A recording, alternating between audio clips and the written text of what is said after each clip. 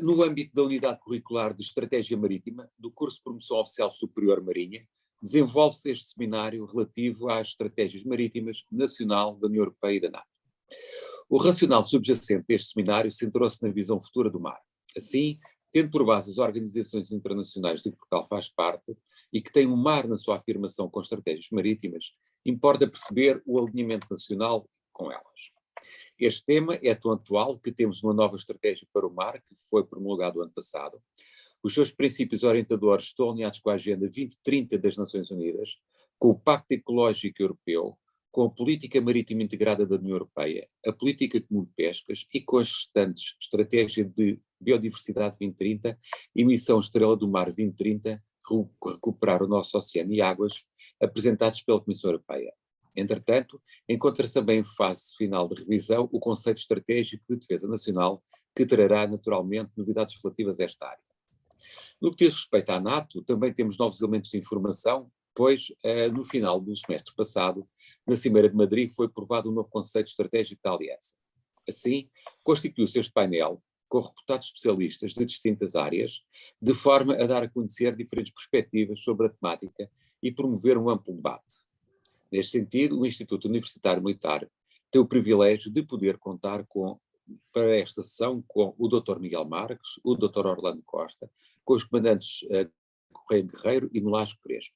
E aproveito para agradecer, em nome do comandante do IUMC, o Tenente-General Martins Pereira, aos 4 conferencistas, a disponibilidade demonstrada para apoiar a formação dos futuros oficiais da Marinha Portuguesa. Gostaria de realçar o seguinte: esta sessão está a ser gravada na parte das comunicações. A fase que se segue de perguntas e respostas será ao abrigo da Chatham House Rules. Como tal, não se procederá a qualquer registro. Assim, e para enquadrar a qualidade dos conferencistas, irei ler uma breve síntese curricular do Dr. Miguel Marques, sendo as restantes 3 lidas, antecipando as suas intervenções.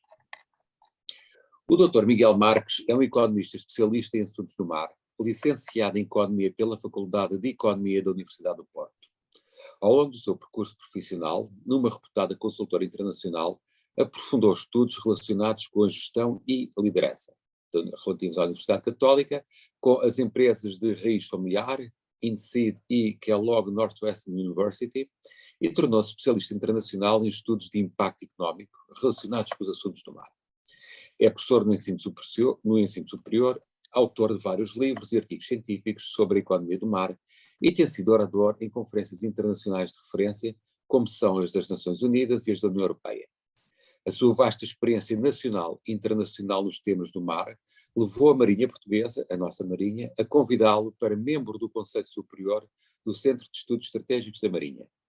E tem sido um assíduo participante nas últimas edições do POS, partilhando a sua experiência e conhecimento com os demais assistentes e futuros dirigentes da Marinha, ao qual eu passo a palavra. Dr. Miguel Marques, muito obrigado pela sua colaboração, o espaço é seu.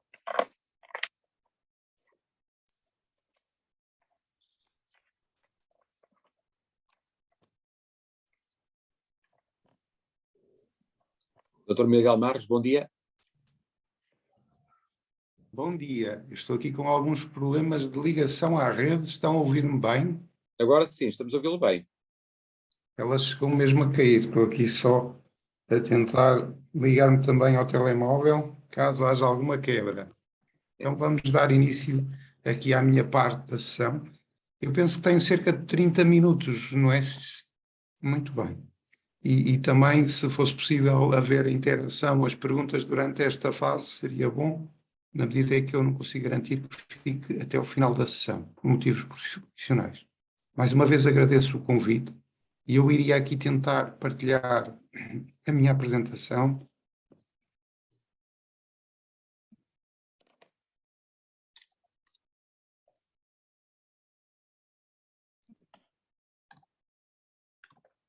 Penso que estarão a ver agora a minha apresentação. Em modo edição.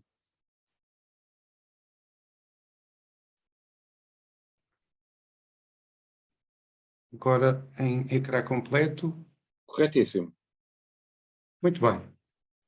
Então, vamos aqui partilhar uma série de ideias sobre Portugal, sobre o mundo, sobre os oceanos, sobre os rios e os lagos também, que são úteis neste processo. começando por centrar algo que todos nós aqui, particularmente os oficiais de Marinha, conhecem bem o nosso posicionamento geográfico, que, como também sabem, tendemos a colocar aqui Portugal no centro do mapa, mas como o mundo é redondo, não tem assim propriamente um centro. E também se perceberá ao longo da minha apresentação que, se utilizarmos diferentes indicadores, nomeadamente vendas ou capacidade construtiva ou dimensão de frotas, e utilizarmos o mesmo critério de ir colocando no centro aqueles que têm mais relevância, veriam que a centralidade muda muito e pende para a Ásia. Convém ter aqui algumas notas de contexto gerais sobre a economia, que vem tendo várias crises, eu diria, na última década, nos últimos 15 anos. Começou com uma grande crise financeira, depois, mais recentemente, uma grande crise pandémica, e aqui faço parênteses para alertar para o que tem aqui nos slides, que de facto, nos últimos 40 anos, nunca se tinha registado uma queda global do produto interno bruto. Sempre teve positivo ou ligeiramente próximo do zero, agora negativo. Não há memória nos últimos 40 anos de estar. Portanto, aqui nós temos uma noção da hecatombe mundial, que foi a crise pandémica em 2020.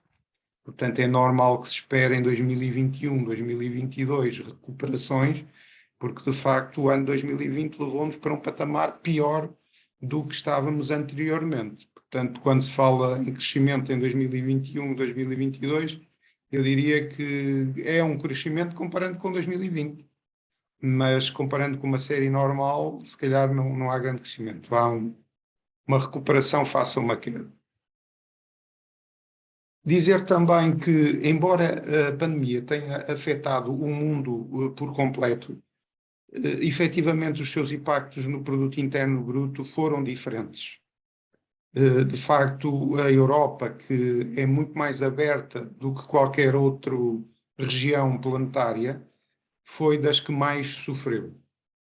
Curiosamente, a África não sofreu assim tanto quanto isso, mas também é fácil de saber porquê, na medida em que está num estado de desenvolvimento bastante inferior ao europeu ou ao americano, e, portanto, quando o patamar é baixo, tem pouca margem para descer, não é? O mesmo não acontece com a realidade da Ásia, que de facto decresce pouco, mas decresce cerca de menos 2,8, porque a China teve um comportamento melhor do que qualquer outro país no mundo. Isto para dizer o quê? Não só a crise foi aguda, afetou o mundo como um todo, mas como há países que decresceram menos do que outros, reforçou o peso relativo económico da Ásia, em particular da China, porque caiu menos que os outros. Podemos ver isso aqui com maior detalhe por país, aqui em 2020, no ano mais complicado que o mundo teve em termos de geração de produto interno bruto, nós vemos que a China cresceu 2,3%. Se olharmos aqui para economias da zona euro, decresceu menos 6,6%. Portanto, em comparação com a China, a Europa que tem o euro como moeda de referência, caiu 8 pontos, quase 9 pontos de diferença. O que é que aconteceu em Portugal? Portugal esteve em linha com os seus pares da zona euro. Caiu muito, era de esperar.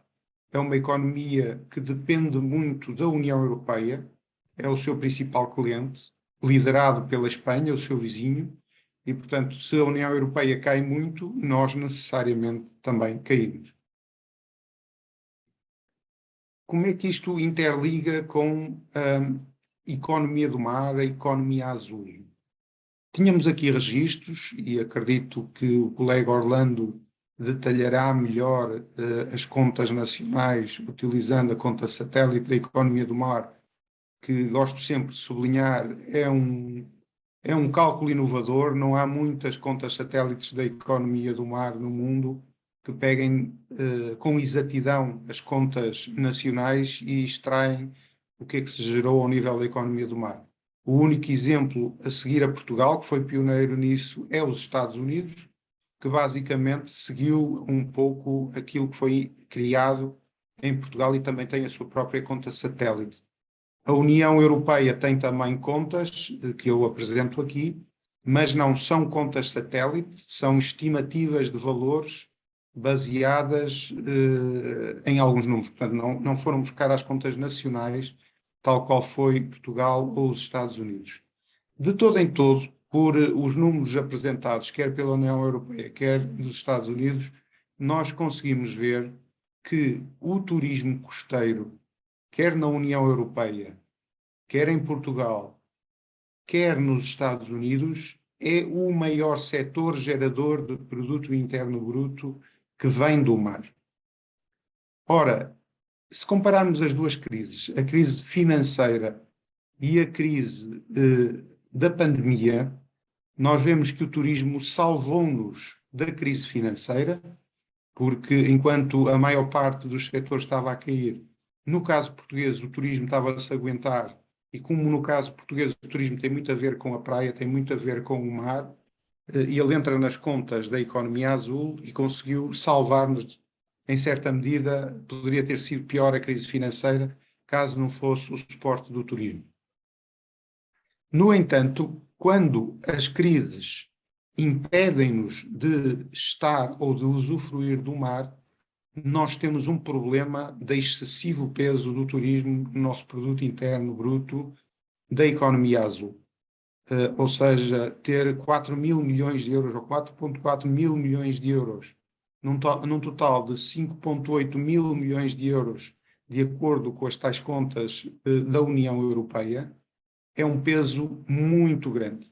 E quando temos crises como a pandémica ou alguma crise que esperemos que nunca aconteça, mas se vier a acontecer, de derrames de petróleo, de poluição, que nos impeçam de usufruir da água, nós vamos ter seguramente um problema grave no produto interno bruto gerado na economia azul. Esse é um ponto.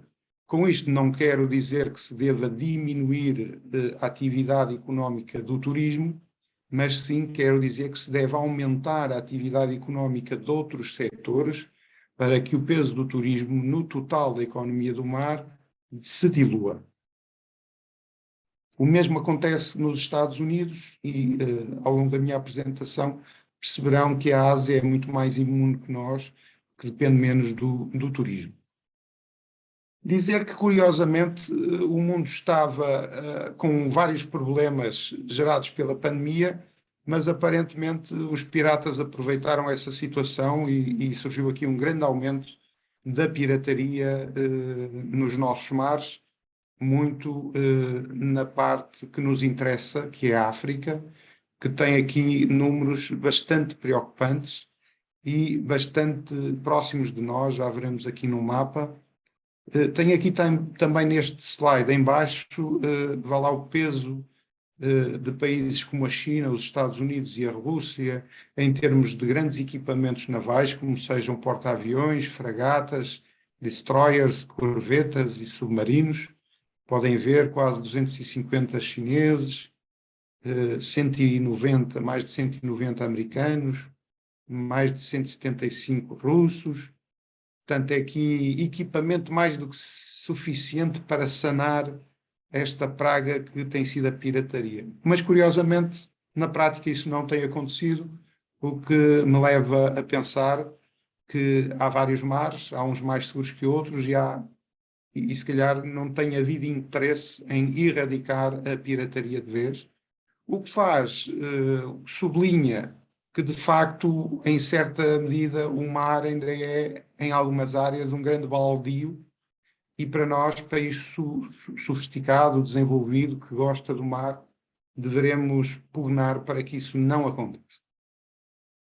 Ora, aqui está um dos mapas que vocês conhecem bem, que tem aqui o nosso mar territorial, azul muito escuro, tem a nossa zona económica exclusiva com as várias linhas retas, tem a tentativa de expandirmos a nossa plataforma continental com o azul em tom um bocadinho escuro, e tem a verde esta grande mancha que é a nossa responsabilidade por safety no mundo. E combinando este mapa com os incidentes que tem havido de pirataria, particularmente o aumento em África e muito no Golfo da Guiné, pois nós estamos aqui, pelo menos em termos de garantir safety, muito próximo do epicentro do crescimento da pirataria mundial. Isso deve-nos preocupar e deve-nos levar a pensar que devemos capacitar o máximo possível as nossas forças armadas, nomeadamente a Marinha, com os meios necessários para que não caiamos aqui num problema grave de eventualmente termos que resolver algum problema de safety gerado por um problema de pirataria e podermos ou não ter as condições para o fazer. Isso era muito mau para nós.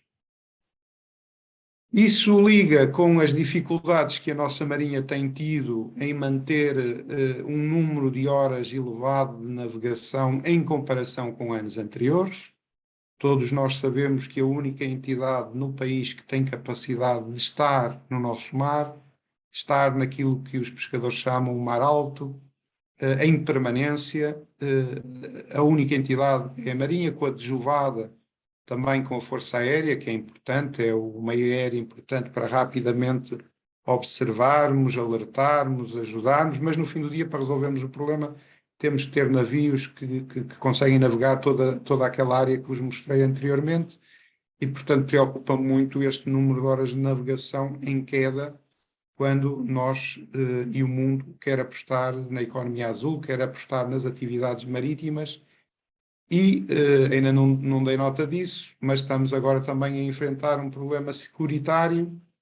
Nós ainda não, mas o mundo onde nós pertencemos, que é o mundo europeu, não da União Europeia, mas a União Europeia é uma parte da Europa, e portanto no nosso continente há neste momento uma guerra aguda, que tem uma componente marítima, que alertou para a importância de alguns mares na conexão de mercadorias, de cereais, etc.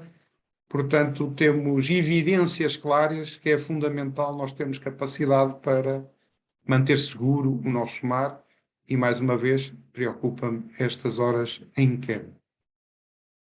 Aqui já não me preocupa tanto, ou seja, isto é demonstração do bom trabalho em termos de safety que tem acontecido pelas autoridades marítimas, navais, que conseguem, não só os números são relativamente baixos, como estão em queda, portanto, de problemas de fatalidades no nosso mar. Saltando agora um pouco e começando a falar dos setores da economia do mar mais tradicionais, mas são tradicionais, mas são muito importantes. Às vezes a gente não dá valor àquilo que é tradicional. Falei já num setor que é o setor do turismo, penso que ainda vou falar um bocadinho mais a seguir, mas o primeiro grande setor da economia do mar no mundo foi o alimento. Portanto, nós extrairmos do alimento a par do transporte e de garantirmos segurança, quer no alimento, quer no transporte, e vem a defesa, são estes os três setores constituintes e a base de qualquer economia do mar. E o alicerce, sem eles, acredito pouco que se consiga estabelecer um bom plano de desenvolvimento da economia do mar. Mais tarde veio a energia, onde também falaremos sobre isso, mas sem alimento, sem transporte, sem defesa, eu diria que não se consegue constituir uma economia do mar balanceada. Nós temos vindo a ter umas capturas, eu diria, estáveis, de uma combinação de uma redução drástica para cumprir com as regras da União Europeia. Regras essas fizeram o seu sentido, fazem o seu sentido. É importante que nós capturemos só aquilo que é possível capturar sem degradar os estoques, porque no fim do dia, se o fizermos, estamos a estragar o nosso desenvolvimento futuro, estamos a fragilizar-nos como nação independente para o futuro. Portanto, só devemos pescar aquilo que é possível pescar. Mas também é verdade dizê-lo que os nossos pescadores, apesar de tudo e de todas as dificuldades, fizeram algum trabalho de casa. No geral, foram cumpridores, no geral, reduziram a sua capacidade. Acho que também é importante dizer que é possível gerar produto interno bruto da fileira alimentar do mar pescando menos. Não é necessário que a quantidade seja o fator que nos faz subir no produto interno bruto. Aliás, muitas vezes até nos faz descer, porque todos nós sabemos que nas commodities, quando há em abundância, o produto desce, quando há em escassez, o preço desce, quando há em escassez, o preço sobe. E, portanto, é essa articulação que devemos pensar para a fileira alimentar do mar, agregando valor ao pescado, ou seja, podemos capturar menos, mas podemos também empregar mais e gerar mais produto interno bruto se conseguirmos agregar mais valor ao produto. Isso é um trabalho que tem sido feito. Neste momento já se exporta mais produto da fileira alimentar do mar do que vinho e, portanto, isso é um marco histórico em Portugal que nos leva a dizer que há futuro na fileira alimentar do mar. Uma nota sobre o número de pescadores que é normal, sempre que há uma crise, quer seja financeira, quer seja pandémica, mas que gere desemprego, a pesca é um local de refúgio. Quando aumenta o desemprego, a pesca normalmente absorve parte desse desemprego. Por isso, cresceu o número de pescadores. A aquacultura está-se a fazer esforços para que ela suba, tem subido muito devagarinho face àquilo que deveria ser. O nosso mar é um mar de Atlas, não é? Por isso é que se chama Atlântico, esse grande titã que os gregos apelidavam de indomável, e portanto é normal que não seja fácil nós extrairmos do nosso mar muita aquacultura em offshore, porque de facto é difícil operar no nosso mar. Mas na área dos bivalves provavelmente poderíamos estar a fazer melhor. Esperemos no futuro que isso venha a acontecer. Falando agora um pouco sobre transporte marítimo, sobre energia necessária para que esse transporte marítimo aconteça, o próprio petróleo é em si uma mercadoria transportada. Há aqui muitas inter-relações entre energia e transporte marítimo. Aqui são os números de 2020, são números em que o mundo parou, teve em muitos países confinado, portanto, consumos de petróleo tendencialmente baixaram, e, por outro lado, também o transporte marítimo foi reduzido àquilo que é essencial, e daí também o próprio transporte de petróleo foi menor.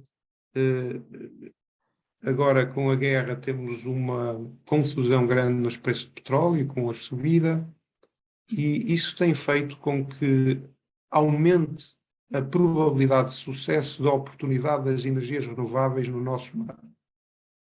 Acima de tudo, não porque são renováveis, o ser renovável é bom, mas acima de tudo porque dão autossuficiência energética aos países.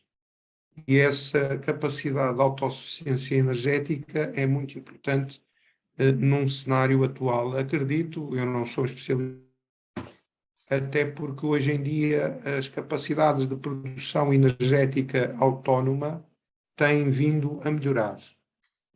Mas estava a dizer que esta crise energética tem trazido uma oportunidade para as energias renováveis oceânicas de Portugal, na medida em que elas são energias autóctones ou dão-nos independência energética, e isso é bom, portanto, acho que é uma aposta que devemos fazer no imediato. Falar um bocadinho aqui dos transportes marítimos, como veem, Portugal é uma zona de grande oportunidade, está aqui num epicentro de grande cruzamento de rotas, algo que vocês estão conscientes. Na crise, já vos disse, houve uma redução, mas aqui é importante este slide. Se nós olharmos para o mundo e aqui os milhões de dólares de comércio, nós reparamos que estes milhões de dólares de comércio externo são essencialmente derivados da Europa e da Ásia. Eu volto aqui ao nosso mapinha, e tudo isto que está aqui a verde quando olhamos aqui para os milhões de dólares, eu diria que mais de 80% são trocas asiáticas ou europeias, razão pela qual muitas vezes nós falamos no mundo global, mas as intensidades da globalização são muito diferentes. O grande comércio internacional é um comércio euroasiático. E, portanto, não sou especialista militar, mas antevejo que há um antagonismo crescente entre o Ocidente e o Oriente, particularmente com a China, e, obviamente, estando nós nesta situação, não se vislumbram bons ventos para o futuro das economias, quer ocidentais, quer asiáticas. No caso da América do Norte, ela estará mais protegida. Relativamente à construção naval, nós vemos aqui uma ligeira queda, motivada pela pandemia. Bom, dando então continuidade aqui assim, a esta nossa conferência, vou agora apresentar o Dr. Orlando Costa. O Dr. Orlando Costa presta serviço na Direção-Geral de Política do Mar e é atualmente o chefe de divisão de cooperação desde novembro de 2019. Acompanha os trabalhos da Política Marítima Integrada, nomeadamente no que diz respeito à participação nacional dos trabalhos das bacias regionais do Atlântico, Estratégia Marítima para a Região Atlântica e Plano de Ação do Atlântico 2.0. E ao Mediterrâneo, iniciativa WestMed para a Economia Azul Sustentável. Acompanha os processos de relacionamento bilateral entre Portugal e os diversos Estados no domínio da cooperação em matérias dos oceanos. Entre 2000 e 2010 foi oficial de Marinha, técnico superior naval no regime de contrato, tendo exercido funções no Estado-Maior da Armada, na Divisão de Informações, concretamente na secção de Informação Naval e Estratégica. Depois de sair da Marinha até finais de 2019, exerceu funções no setor da política social, tendo trabalhado no Instituto Nacional para a Reabilitação, do Ministério do Trabalho, Solidariedade e Segurança Social, exercendo funções nas relações internacionais. O Dr. Orlando Costa, o espaço é seu. Muito obrigado, bom dia, muito obrigado pela apresentação. Como antigo oficial de Marinha do regime de contrato, é sempre um gosto participar nestas sessões dirigidas ao curso de promoção oficial superior, e cumprimento o comandante Fialho Jesus, com quem me cruzei há muito tempo no Estado-Maior, comandante Sofia Junceiro, e portanto vou dar início à minha apresentação. Em primeiro lugar, agradecendo em nome da DGPM o convite que foi formulado e para participar e fazer uma apresentação sobre as estratégias nacional para o mar e a política marítima integrada. Eu peço o vosso apoio e digam-me se está em slideshow ou se está em... Neste momento está na parte de edição do PowerPoint. Edição, ok. E agora? Neste momento está em projeção. Tá, muito obrigado. A agenda que apresento é um breve slide sobre a Direção-Geral de Política do Mar, a Estratégia Nacional para o Mar 2021-2030, a Política Marítima Integrada da União Europeia e depois um espaço para questões que queiram colocar. A Direção-Geral de Política do Mar é um organismo do Ministério da Economia e Mar, que tem como objetivo desenvolver, avaliar e atualizar a Estratégia Nacional para o Mar, promover políticas de financiamento à economia do mar, elaborar e propor a Política Nacional do Mar, planear e ordenar o espaço marítimo nos seus diferentes atividades, acompanhar o desenvolvimento da política marítima integrada, promover a cooperação nacional e internacional no domínio do mar e desenvolver iniciativas relacionadas com a economia azul. Com a literacia do oceano, desenvolver iniciativas de literacia do oceano. Estratégia Nacional para o Mar. A Estratégia Nacional para o Mar em vigor foi adotada no ano passado, em maio do ano passado, e é a terceira estratégia nacional que o país tem.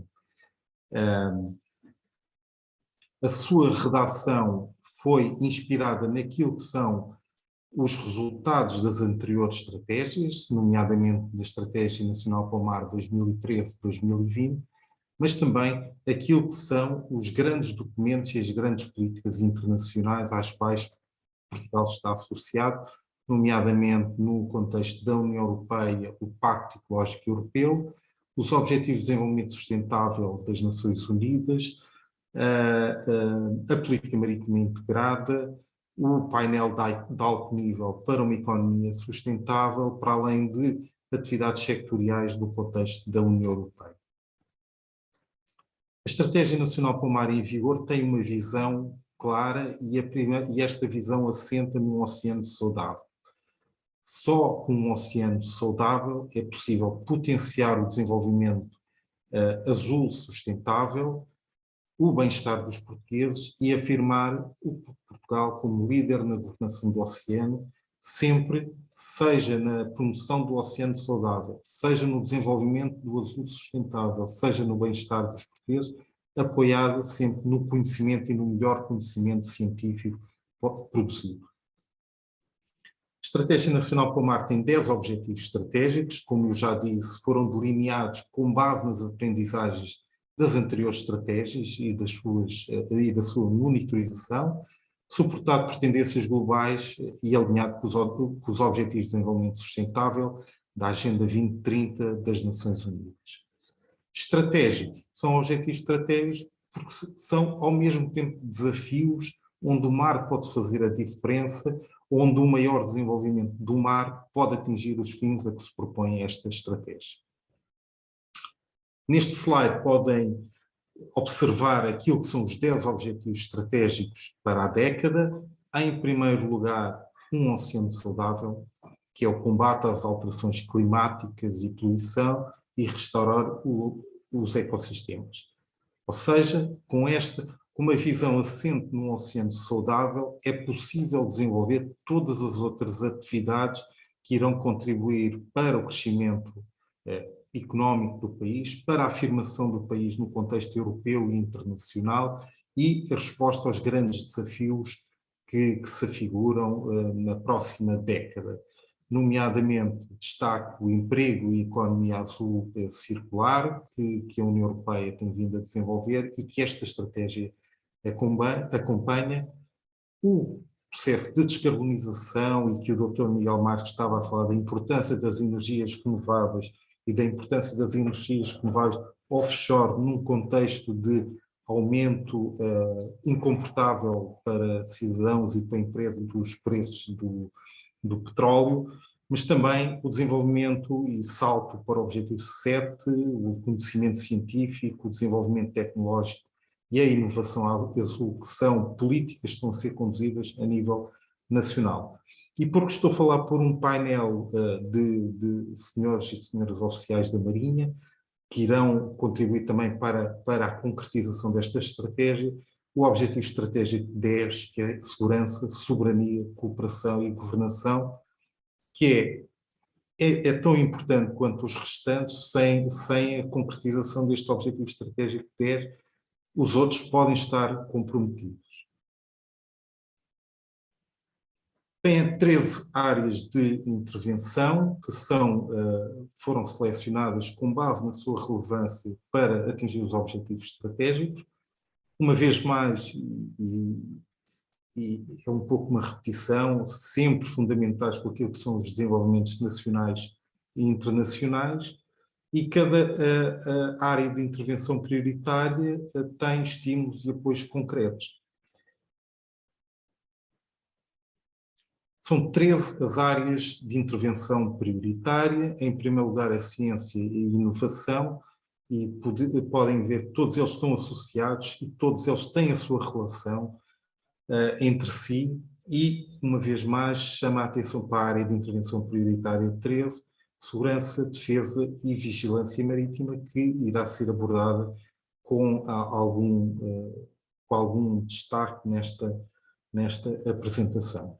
Com este slide, podemos ver que é uma estratégia nacional ambiciosa, que procura desafios do presente, como são a pesca, a aquacultura, a transformação e a comercialização, mas também observa o futuro com o desenvolvimento da bioeconomia e biotecnologia azul, olha para aquilo que é um oceano saudável, como é a biodiversidade e as áreas marinhas protegidas.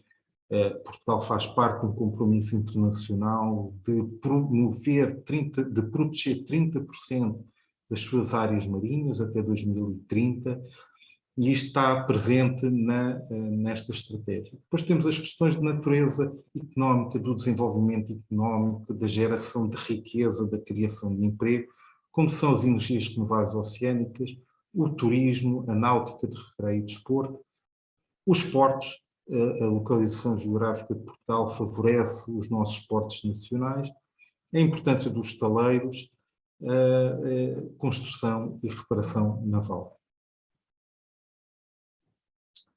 Metas e implementação. A meta tem como deadline 2030, o ano de 2030, acompanha aquilo que é o deadline também do Objetivo de Desenvolvimento da Agenda 2030 das Nações Unidas e das políticas da União Europeia. Há pouco, um dos suportes para alcançar estas metas, e referido pelo Dr. Miguel Marques, é a conta satélite Pomar, que é um instrumento estatístico desenvolvido pelo Instituto Nacional de Estatística e pela Direção-Geral de Política do Mar, que tem como objetivo aferir quanto é que vale os setores que trabalham no mar para o produto interno bruto, para o valor acrescentado bruto. E a conta satélite Pomar é um elemento de monitorização que vai validar o sucesso e os objetivos que foram concretizados no âmbito da estratégia nacional. Não vou repetir, aqui está 30% de áreas marinhas protegidas até 2030, a descarbonização, o desenvolvimento da economia azul. Estas são as metas selecionadas. Aqui podem ver neste slide algumas das metas para 2030, enfim, e a sua relação com alguns dos objetivos estratégicos. Assegurar 100% do espaço marítimo sob soberanias seja avaliado em bom estado ambiental, fazer que a economia do mar represente 30% do valor da riqueza nacional até 2030, atingir 370 megawatts de capacidade instalada para geração de energia a partir de fontes renováveis oceânicas, o desenvolvimento de um setor aquícola muito poderoso que possa atingir 25 mil toneladas por ano, aumentar 30% o número de dias de mar dos navios oceânicos de investigação e também aumentar 20% o valor da produção industrial dos setores emergentes, da biotecnologia, essencialmente, e, por fim, concluir o processo de extensão da plataforma continental portuguesa, que irá afirmar o país internacionalmente, uma vez com a extensão da plataforma e tudo o que representa em termos de soberania, de garantir a segurança, valoriza o país, mas também traz responsabilidade pela sua vigilância face a ameaças que ocorram no mar, mas também pelo bom estado ambiental desta área que é portuguesa. Monitorização e avaliação. Temos aqui vários instrumentos de monitorização e avaliação que vão contribuir para a avaliação periódica e final da Estratégia Nacional para o Mar, destacando, por exemplo, a metodologia CIMAIN, que está a ser lançada neste ano está a ser instalada uma metodologia de avaliação daquilo que é o setor do mar, o desenvolvimento da conta satélite para o mar em conjunto com o Instituto Nacional de Estatística e também e muito importante neste processo, porque nada é feito sem os outros, com os diversos ministérios, com os organismos da administração pública que operam e contribuem no contexto da Comissão Interministerial para os Assuntos do Mar. Por fim, toda esta monitorização e avaliação tem a sua expressão internacionalmente, aquilo que é a Diretiva Quadro da Estratégia Marinha, o plano de situação do ordenamento do espaço marítimo, a OSPAR relativamente ao Atlântico Nordeste, a Agenda 2030, ou seja, a monitorização e avaliação irá ser incluída naquilo que é o reporte do país sobre a implementação do Objetivo de Desenvolvimento Sustentável 14 da Agenda 2030 e em outros processos relacionados com a União Europeia ou a OCDE. Como disse, o modelo de governação que se pretende é um modelo de governação inclusivo, que envolva os diferentes atores nacionais, o governo, os diferentes ministérios, a administração pública e outros agentes que têm interesse na implementação.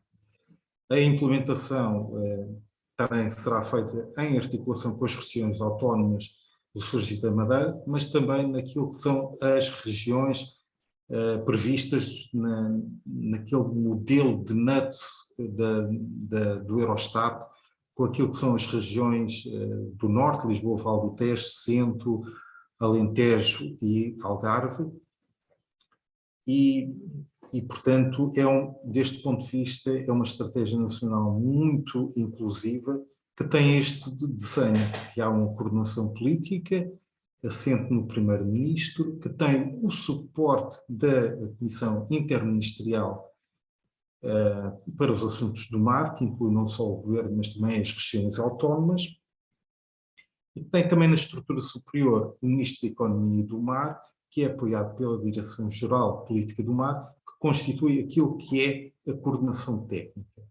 Nesta coordenação técnica tem lugar aquilo que são os representantes da rede de pontos focais da Comissão, sejam da Administração Central, sejam das regiões autónomas, da Madeira e dos Açores.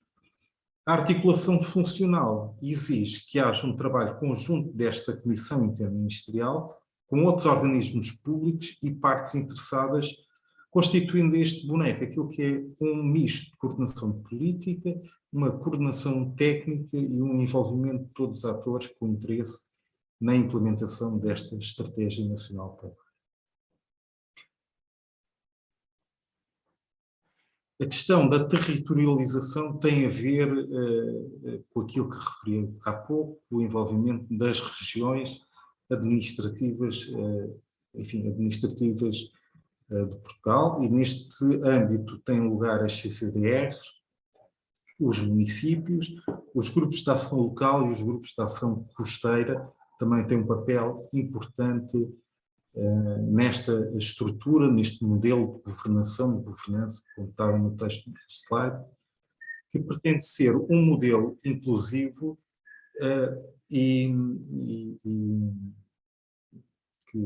modelo inclusivo que envolva todas as partes e que, no final, possa ter uma visão completa daquilo que é a implementação da Estratégia Nacional.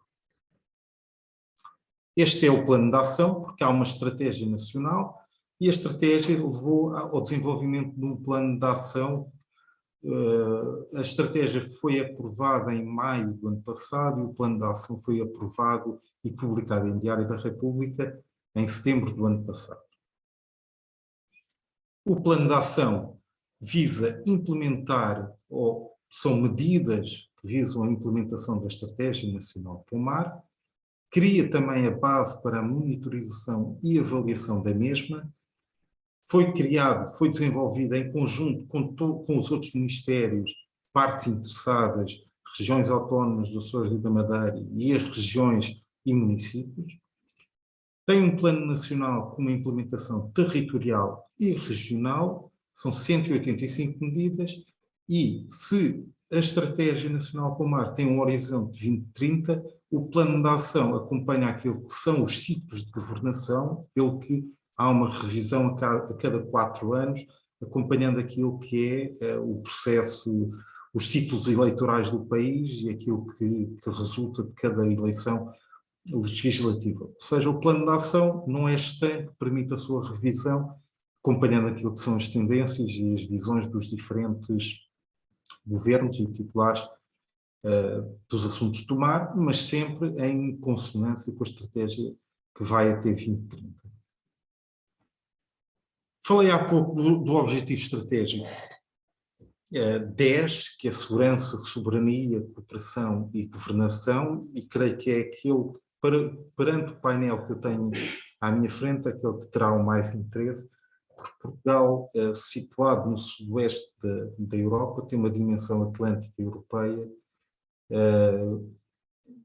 e que é uma mais-valia, ou seja, muitas vezes ouvimos, e desde a escola que ouvimos, que o fato de estarmos na periferia era um obstáculo, mas não, a posição geográfica de Portugal, quer no Atlântico, é uma mais-valia, e como tal Portugal, através deste objetivo estratégico, pretende promover pretende afirmar-se internacionalmente, valorizar, consolidar as relações de cooperação com outros Estados e garantir aquilo que é a soberania em toda a sua área marítima. Tem algumas metas estão aqui identificadas, nomeadamente aqui, a primeira meta é aquilo que nós ouvimos na comunicação social, que é o Tratado em Alto-Mar, que no fundo é um tratado, é um acordo global para a conservação e uso sustentável da biodiversidade marinha em áreas para além da jurisdição nacional, que tem uma sigla que é o BBNJ, que ainda não está concluído. A quinta Conferência Intergovernamental teve lugar nas Nações Unidas em agosto. Não chegou, as partes não chegaram a acordo e, como tal, foi suspensa, não se declarou encerrada sem acordo, foi considerada suspensa e será retomada oportunamente para que aquilo que são o que divide os Estados-membros das Nações Unidas possam ser resolvidos e este tratado possa ser aprovado e entre em vigor, salvaguardando o uso sustentável da biodiversidade marinha para além da jurisdição nacional. Isto tem relação com aquilo que é o processo de extensão da plataforma continental, que nós esperamos que esteja concluído até 2030, ou seja, com uma maior dimensão do país no seu espaço marítimo, maior é a responsabilidade pela conservação e o sustentável da biodiversidade, não só naquilo que é a jurisdição nacional, mas também naquilo que são as áreas adjacentes. Por fim, operacionalizar plenamente o ordenamento e gestão do espaço marítimo nacional, que irei falar mais adiante naquilo que é a política marítima integrada, uma vez que o ordenamento e gestão do espaço marítimo é um dos instrumentos da política marítima integrada e que Portugal abraçou e está praticamente concluído em toda a sua plenitude. Como mensagem, enfim, como uma ideia global, uma ideia de reflexão para este objetivo estratégico, porque eu também, sendo chefe de visão da cooperação, olho para aquilo que é internacional, para a afirmação de Portugal no contexto, nos assuntos do mar, seja a nível multilateral, seja a nível bilateral, porquanto a DGPM tem uma responsabilidade naquilo que é as ações de cooperação a nível internacional. É um objetivo estratégico que eu acompanho com algum cuidado, mas esta é a ideia que eu gostaria de deixar passar, que a cooperação interdepartamental é estruturante nos assuntos do mar, na eficiência e eficácia de uma política marítima a nível nacional e na sua coordenação e com a cooperação internacional. Ou seja, a coordenação nacional é importante para que a cooperação internacional seja eficiente e eficaz. E passo à política marítima integrada, que é, enfim, mais do que uma estratégia, é uma visão em que todos os assuntos do mar devem ser integrados, devem ser integrados e desenvolvidos de uma forma integrada, porque diversas matérias não conseguem ser bem-sucedidas se não tiverem a sua relação com outras matérias. é o reconhecimento, como disse, esta é a visão, o reconhecimento que todas as questões relativas aos oceanos e mares estão interligadas, sendo imprescindível a devida articulação em todas as políticas ligadas ao mar. Quais são as áreas de intervenção da política marítima integrada? À cabeça, o crescimento azul, o conhecimento e dados sobre o meio marinho, o ordenamento do espaço marítimo, a vigilância marítima integrada, a estratégia de segurança marítima e as estratégias para as bacias marítimas. E este exercício tem que ser feito de uma forma articulada.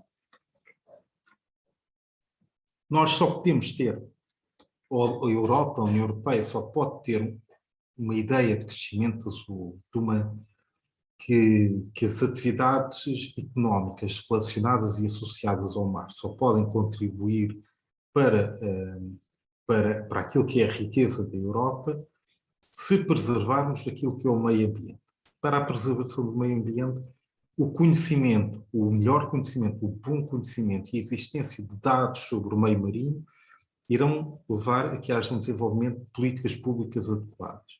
O ordenamento do espaço marítimo é um instrumento de ordenamento, como o nome indica, sem o qual permite observar a área marítima e entender que todas as atividades económicas têm lugar, desde que não colidam com as outras atividades económicas, nem com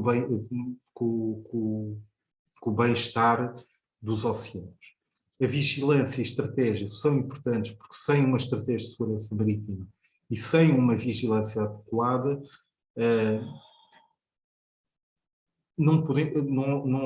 o crescimento azul estará comprometido.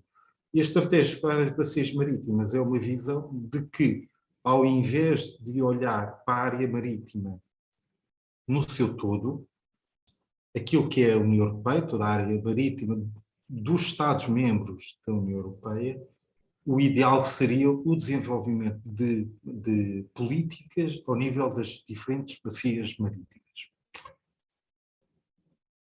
O crescimento azul é uma visão, é um entendimento que a economia azul engloba diversos setores que são interdependentes, com competências comuns e infraestruturas partilhadas.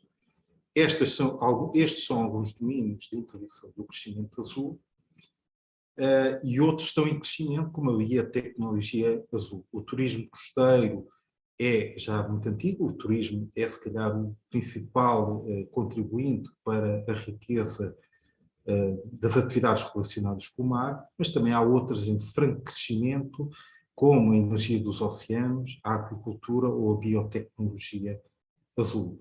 A política do crescimento azul teve o seu, kick-off, vou chamar assim, com a comunicação da Comissão em 2012, e desde então tem vindo a ser conduzida de uma forma articulada em todos os Estados. Este é um bom exemplo daquilo que vale a economia azul para a União Europeia. É um relatório que é publicado anualmente, é um relatório extenso, como podem ver, o último capítulo, o capítulo 8, o 8.4, já vai na página 210, é um documento extenso, mas muito rico naquilo que é o entendimento das atividades económicas. E podem ver no capítulo 4 aquilo que são as grandes atividades associadas ao crescimento azul na União Europeia. Os recursos vivos, os recursos não vivos, as energias renováveis, as atividades portuárias, a construção e reparação naval, o transporte marítimo e o turismo costeiro. E depois os setores emergentes, como a energia dos oceanos, a biotecnologia azul, a dessalinização, a vigilância e segurança marítima, a investigação e inovação e as infraestruturas. Em 2022, para nós, Portugal, para nós de IGPM em particular, é com muito gosto que vemos que os casos de estudo espelhados no capítulo 8, falam daquilo que é o Observatório para a Economia Azul e a Conta Satélite para o Mar portuguesa, são instrumentos portugueses e é com muito gosto que nós vemos, sentimos muito honrados com esta menção neste documento. A economia azul, o crescimento azul, está presente neste documento publicado anualmente e que serve, no fundo, de farol para aquilo que são as políticas futuras. O conhecimento e dados sobre o meio marinho, através da Rede Europeia de Observação de Dados Marinhos, é uma questão fundamental na medida em que a observação do meio marítimo permite identificar aquilo que são identificar os dados para a produção de informação que podem ser consultadas por outros serviços da União Europeia. O ordenamento do espaço marítimo, eu abro aqui um parênteses, eu acho que é dos instrumentos mais eficazes ligados ao mar, na medida em que nós podemos olhar para o mar numa perspectiva de utilização sustentável de todos os seus recursos, o desenvolvimento das economias dos Estados costeiros, a criação de emprego, mas sempre com um princípio de sustentabilidade. E que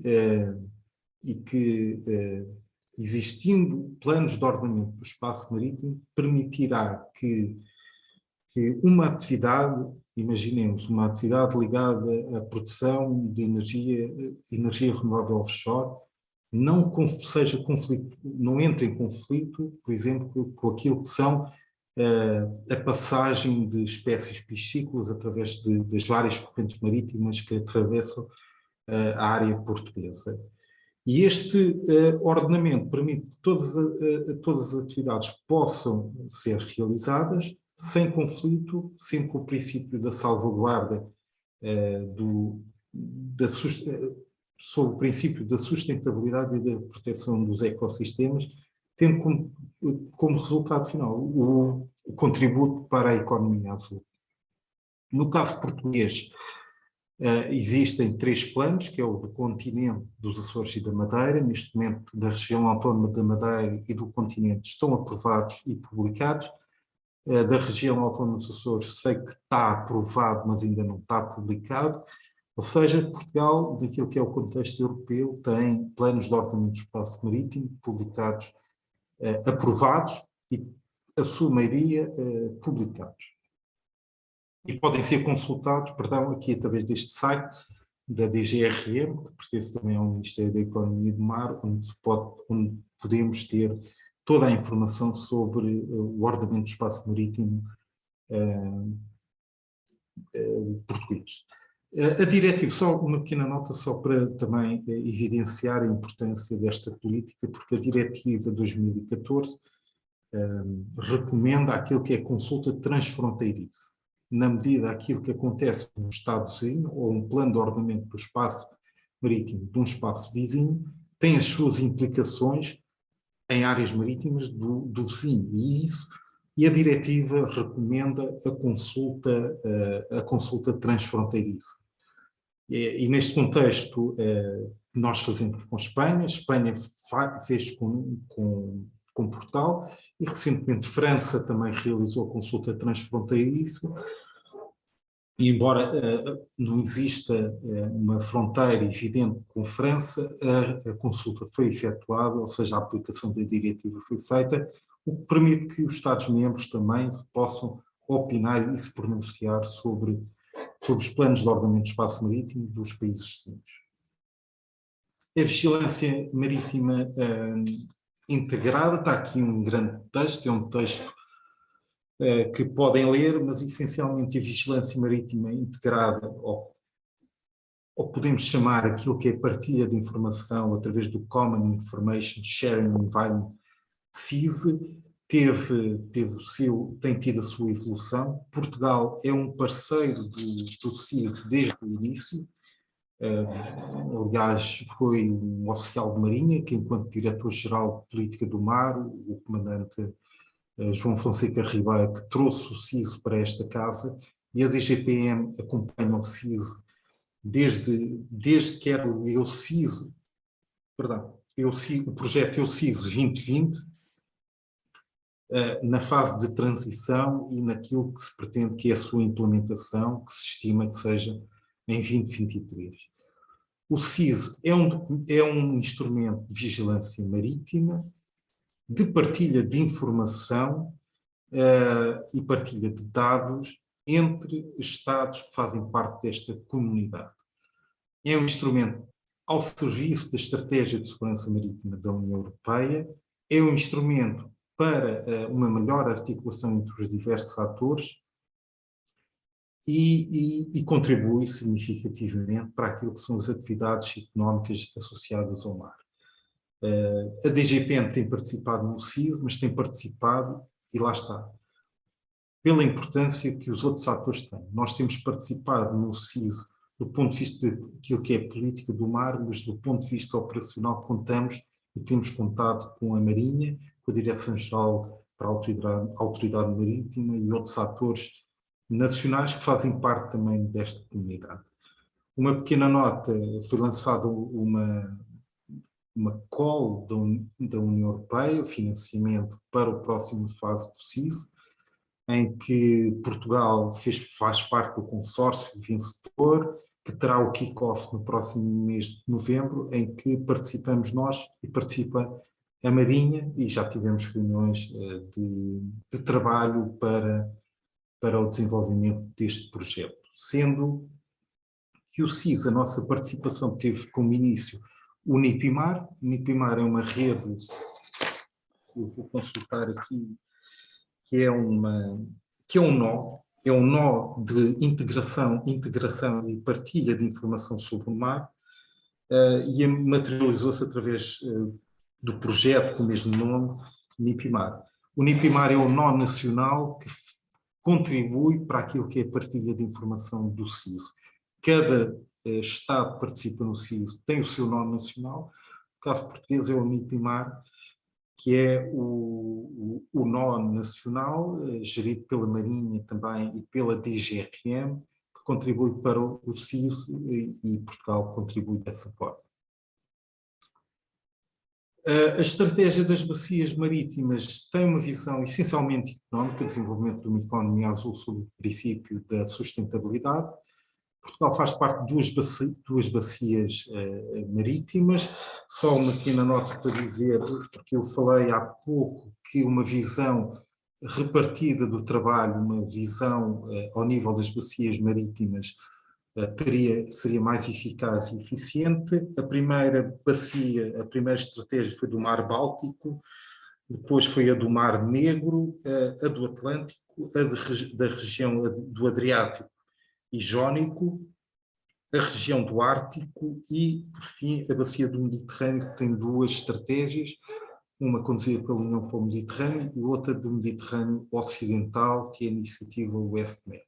Portugal faz parte de duas bacias, que é da bacia do Atlântico, e enfim, conduz as ações nacionais para a implementação da estratégia marítima e do respectivo plano de ação, e faz parte também da iniciativa do Mediterrâneo Ocidental para o desenvolvimento de uma economia azul sustentável, também conhecido com a sigla WestMed, sendo que os trabalhos ao nível do Atlântico, porque tem menos participantes, tem Portugal, Espanha, França, Irlanda, com a coordenação da Comissão Europeia, muito mais eficaz, é muito mais homogéneo, porque tem Estados da União Europeia. O Mediterrâneo Ocidental é aquilo que nós conhecemos como 5+5, 5 países da margem norte do Mediterrâneo Ocidental, 5 países da margem sul do Mediterrâneo Ocidental. Pela heterogeneidade, os trabalhos prosseguem, são ambiciosos, mas os resultados também são mais difíceis de alcançar, e também é desafiante para quem faz parte desta iniciativa.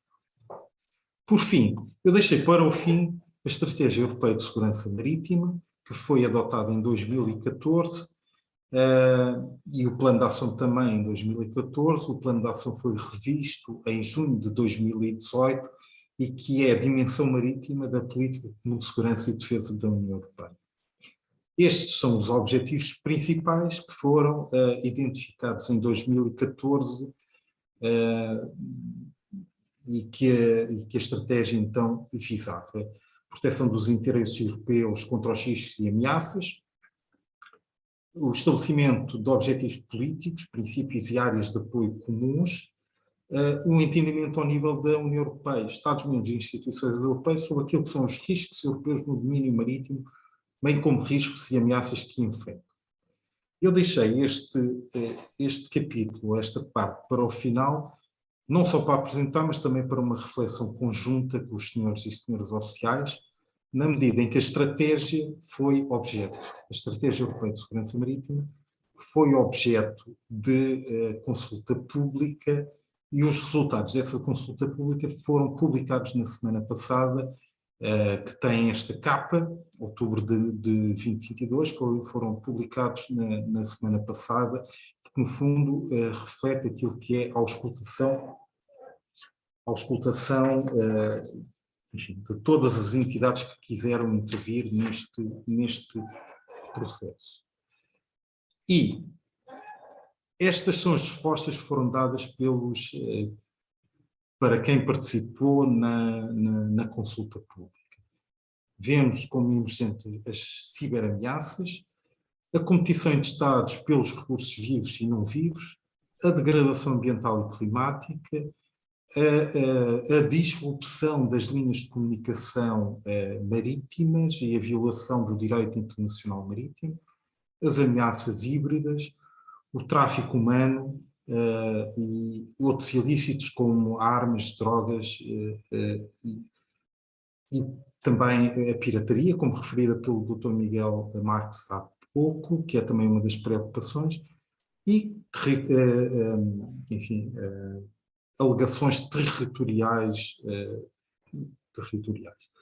É com imenso gosto nós da IGPM, pelo papel que nós desenvolvemos, ver que há uma maioria olha para a degradação ambiental e para a degradação climática como uma preocupação que deve estar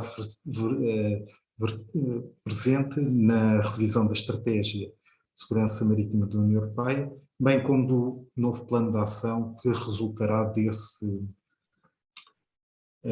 dessa revisão. Como conclusões, eu coloco aqui as conclusões, onde também, enfim, evidencia a Estratégia Europeia de Segurança Marítima e deixa também aqui alguns bullets relativamente ao futuro,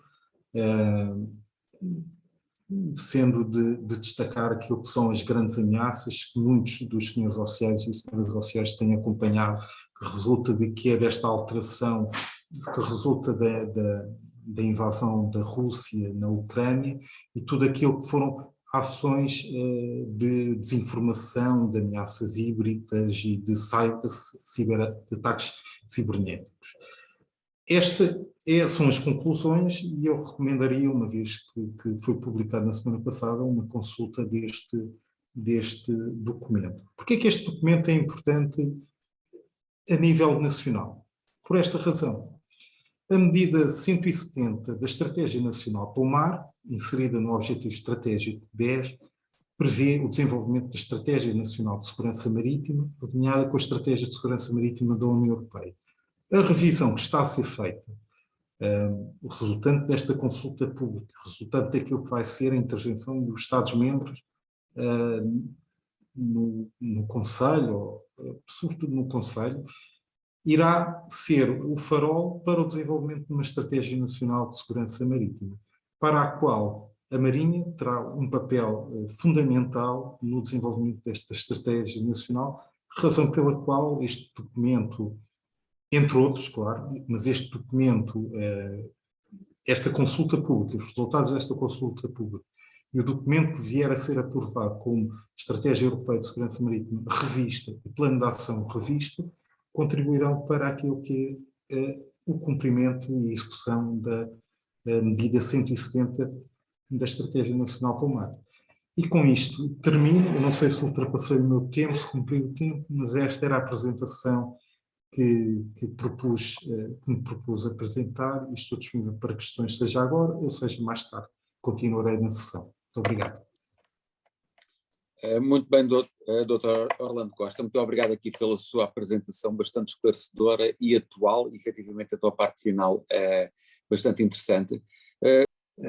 Em nome do Tenente-General Paulo Mateus, endereçar saudações ao IUM e ao curso de auditores, bem como a todos os presentes, agradecer o convite, que muito nos honra e é para nós um gosto poder colaborar com o IUM neste tipo de atividades. Eu vou nos próximos minutos falar aqui da parte da NATO e como é que a NATO olha para o mar e como é que alinha as suas estratégias marítimas nos tempos que correm agora e como é que foi o ajustamento, como é que esse ajustamento foi feito. Esta apresentação tem este disclaimer de não classificada, mais para eu me penitenciar de não poder partilhar naturalmente todos os aspectos, sobretudo os de natureza militar, ligados a esta área. Portanto, será uma abordagem sobretudo mais política, tratando-se de uma aliança política-militar, serão os aspectos que nós podemos abordar, enfim, neste contexto e neste formato de apresentação pública através da internet. Então, como eu estava a dizer, a referir-me à agenda, portanto, o que vamos abordar é uma primeira abordagem histórica, julgo que faz sentido no contexto dos auditores que fazem parte desta audiência, um contexto histórico da Aliança Atlântica, como é que ela evoluiu, como é que ela chegou aqui, as principais transformações que sofreu. Depois vamos abordar a política marítima da NATO, vamos ver que houve ali em 2011 um esforço para definir uma estratégia específica da Aliança para esta temática marítima, que depois agora, com os acontecimentos mais recentes, acaba por sofrer uns ajustes, que eu também vou-me referir a eles. De seguida, o Sr. Comandante Crespo fará aqui uma abordagem então da Estratégia Marítima de Segurança e Defesa da União Europeia e terminaremos com uns slides perspectivando o que é que se avizinha no futuro próximo face aos dados e ao contexto que vivemos na atualidade. Começando então aqui na parte da NATO e com a sua gênese, eu julgo que o contexto, tratando-se da mais bem sucedida Aliança Militar da história, o contexto da formação da NATO é de forma geral conhecido por todos. No entanto, importa destacar aqui várias questões, ou duas grandes questões. Uma é que no próprio artigo 1, portanto, como o artigo 1 refere, é logo a primeira frase, é o comprometimento da Aliança com a Carta das Nações Unidas. As duas coisas caminharam um bocadinho em paralelo. Havia, claro que os Estados Unidos patrocinaram muito para que isto fosse possível. No entanto, é interessante ver que, por um lado, tratou-se logo de uma organização política, com fins militares muito claros, na altura e à data fins militares muito claros, mas ela foi formada logo como uma aliança político-militar. E tem ali duas características que acompanharam ao longo dos 73 anos de histórias, que é a natureza defensiva da aliança, que isso teve uma grande importância política para o centro de gravidade desta aliança, que é a sua coesão, não é? A coesão dos Estados-membros, e o facto de se tratar sobretudo de uma aliança defensiva ajudou a que esse desidrato da coesão entre os Estados-membros fosse sempre atingido. E, por outro lado, é muito claro a identificar os riscos e ameaças. Isso também desde a sua gênese, que está bem presente, houve ali uma fase difusa que já vamos ver mais à frente, mas é outra das características que ajuda e que é indispensável para manter o centro, a coesão de todos os aliados, é não haver dúvidas sobre o que é que estamos a falar e o que é que estamos a defender. Portugal entra na aliança num contexto também muito específico. Na verdade, não tinha grande escolha, mas é interessante ver as declarações, ou recordar as declarações do nosso Ministro dos Negócios Estrangeiros à data, que diz que, para além de que a adesão não vê a NATO só como instrumento de defesa e colaboração internacional, mas também como um precioso instrumento para a paz. Portanto, a nossa política externa deixar sempre portas abertas, que ainda hoje mantemos, com uma postura na União Europeia ligeiramente diferente do que as posições e do que aquilo que temos no âmbito da NATO, que é uma abordagem muito mais atlântica e com parceiros mais privilegiados dos Estados Unidos e se quer até o próprio Reino Unido, enquanto na União Europeia temos uma visão mais continental e temos outro tipo de abordagem. Portanto, esta natureza dos negócios estrangeiros nacional, portanto, já vem de longa data e esta vocação atlântica assim o dita também.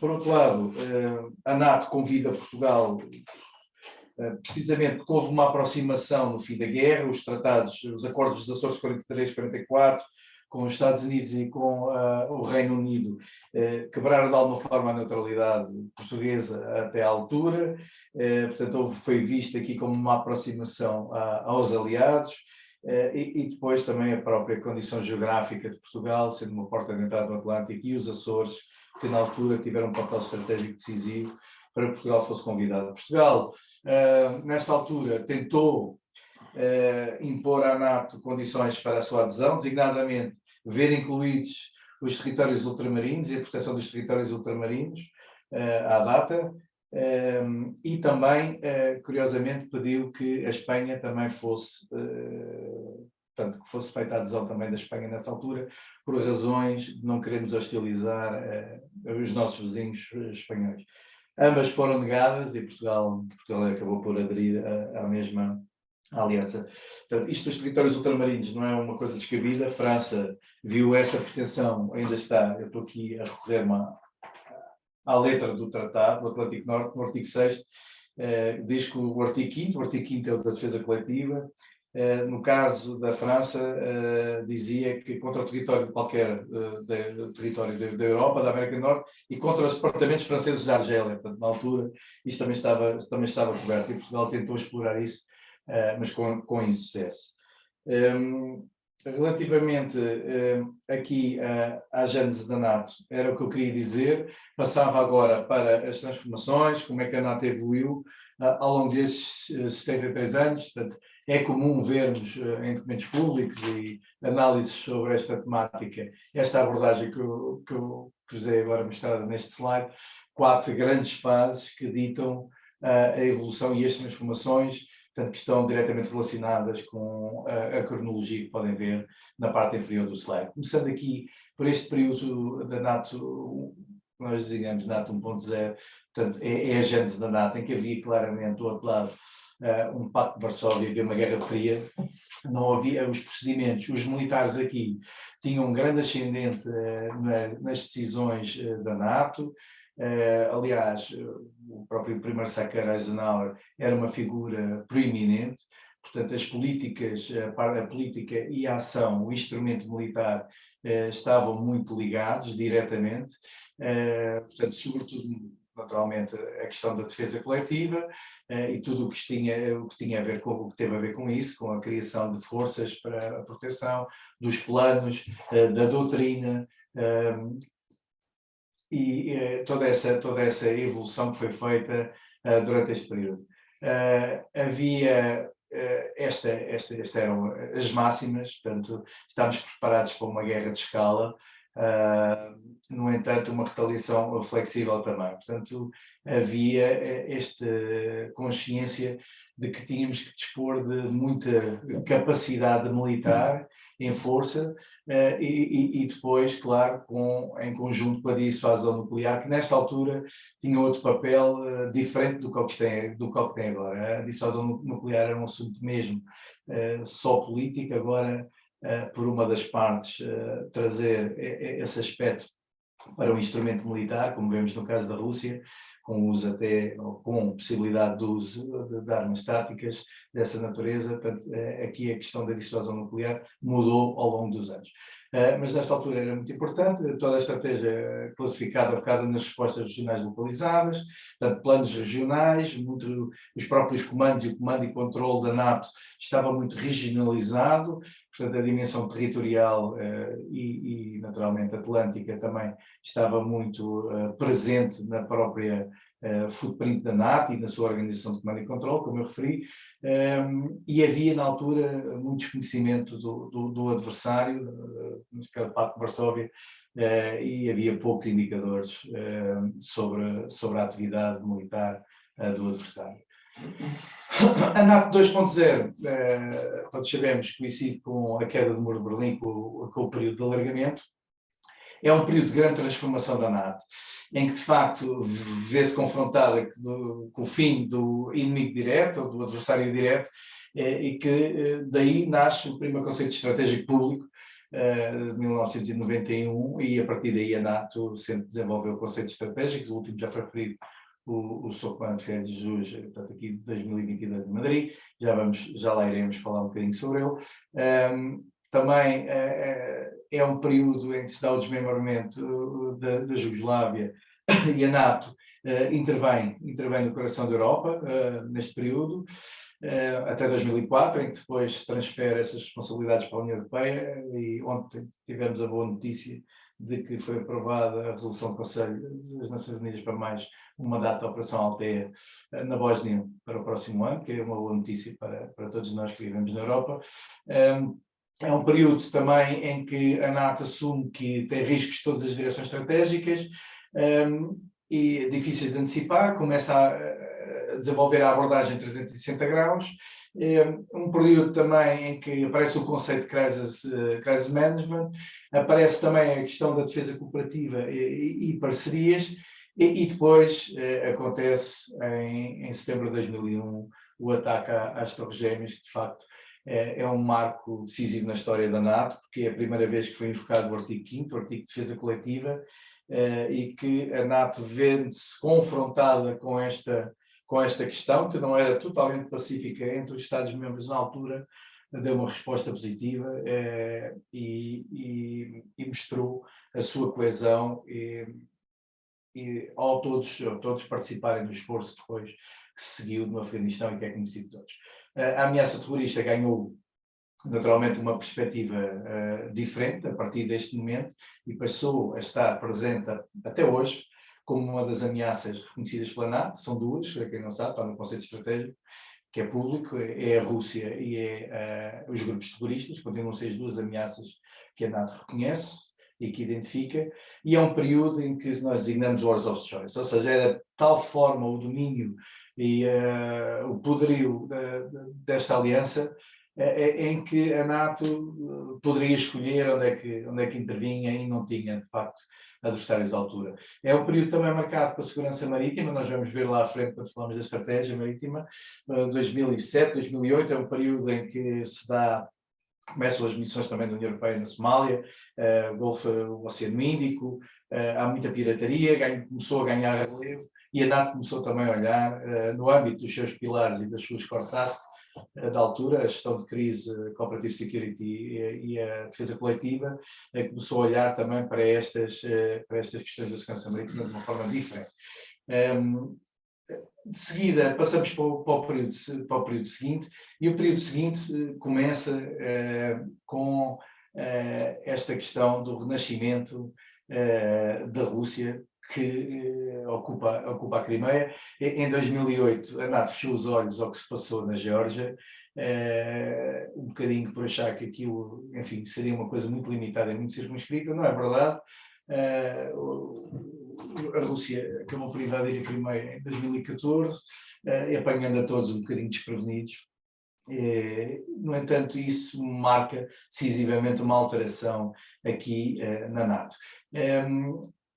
Passamos esta questão do subthreshold competition, estamos a falar, o subthreshold será abaixo, portanto, estamos a falar do híbrido, portanto, abaixo de qualquer ação que seja percepcionada ou que se enquadre uma agressão direta de um competidor a países da NATO, portanto, mas passamos a uma competição ativa nestes domínios, estamos a falar sobretudo também da área cibernética e de outras ameaças híbridas.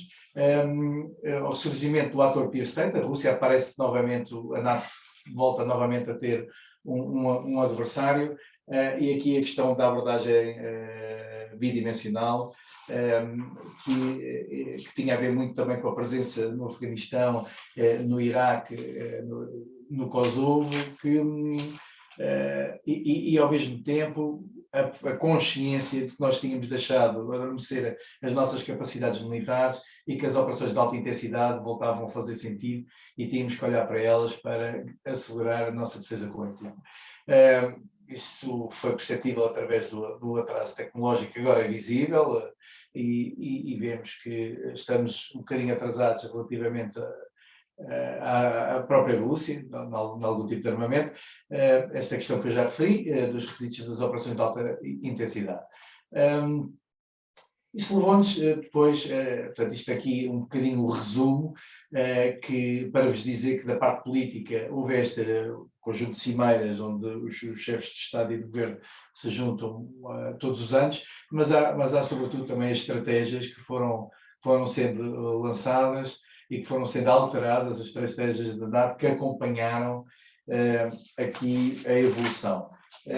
De referir que agora, na nova estratégia, o que temos, já não temos estas core tasks que aparecem aqui neste slide, defesa coletiva, segurança cooperativa e gestão de crise, foram adaptadas, mas estas nuances têm depois grande importância e grande impacto no resto que vem por aí abaixo. A nova designação das core tasks, para quem não conhece, é dissuasão e defesa, ou seja, já estamos aqui a dar campo para atuar não só em crise e conflito, mas também em peacetime, e para termos mais músculo nesta questão da dissuasão. Portanto, deixa de ser defesa coletiva só puramente reativa e passa a ser dissuasão e defesa. E falamos em prevenção e gestão de crises, em vez de ser só a gestão de crises, falamos em prevenção e gestão de crises. A segurança cooperativa mantém-se com a designação que tinha até aqui.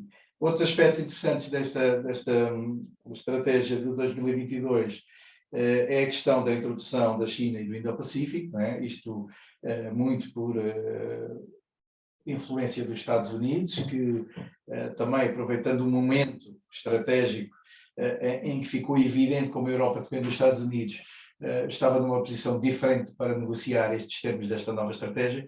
Portanto, não houve, tirando a França e alguns países, muita resistência à introdução da China e do Indo-Pacífico no conceito estratégico, não como ameaças, mas como challenges. Esta questão de mais músculo e também a questão da Rússia claramente como o nosso adversário, e depois há outros aspectos ligados com a inovação e ligados com as alterações climáticas e com o Women and Peace Security, que também se passaram a estar no nosso conceito estratégico.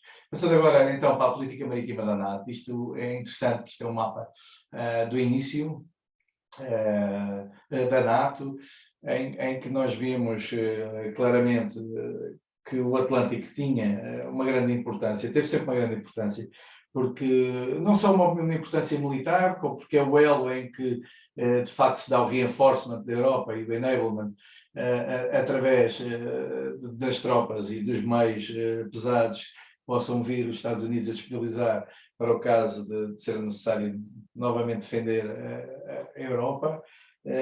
Portanto, naturalmente, intrinsecamente, essa valia, essa importância militar, mas também tem uma importância política muito grande, porque é de facto o elo transatlântico, o elo que liga e que dá força e coração e expressão à Aliança Atlântica, não é por acaso que chama-se Aliança Atlântica. E nós, Portugal, beneficiamos naturalmente deste mapa em que aparecemos no centro do mapa, não é? Se vimos o mapa da União Europeia, aparecemos ali do lado esquerdo do mapa, ali nas periferias. Aqui estamos claramente no centro do mapa e no centro da importância geográfica, estratégica e política dos assuntos. Daí também, claramente, a importância que a NATO tem para nós, para além da importância militar que tem de defesa coletiva.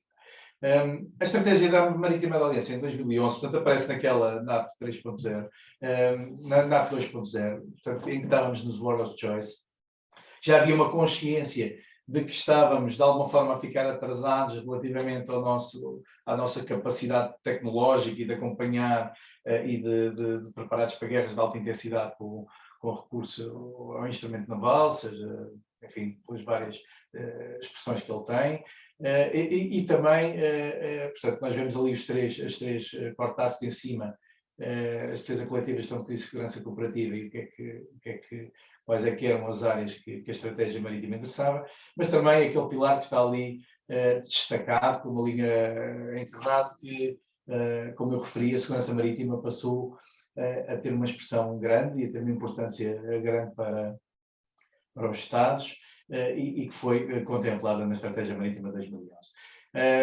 Visava estes aspectos que aqui estão elencados, estas quatro áreas-chave. Portanto, estamos a falar da questão das ameaças assimétricas, da inovação e novas tecnologias, para acompanharmos a evolução tecnológica a nível do armamento, e depois alinhar, naturalmente, de uma forma mais direta e expressiva os processos e capacidades, e aqui o NDPP, que é o Native Defense Planning Process, de que forma é que podíamos traduzir isso no processo de planeamento de defesa da NATO, designadamente na definição de capacidades, de targets, e como é que os Estados poderiam, de alguma forma, mitigar algumas insuficiências e endereçar aquelas quatro áreas-chave que eu referi no slide anterior.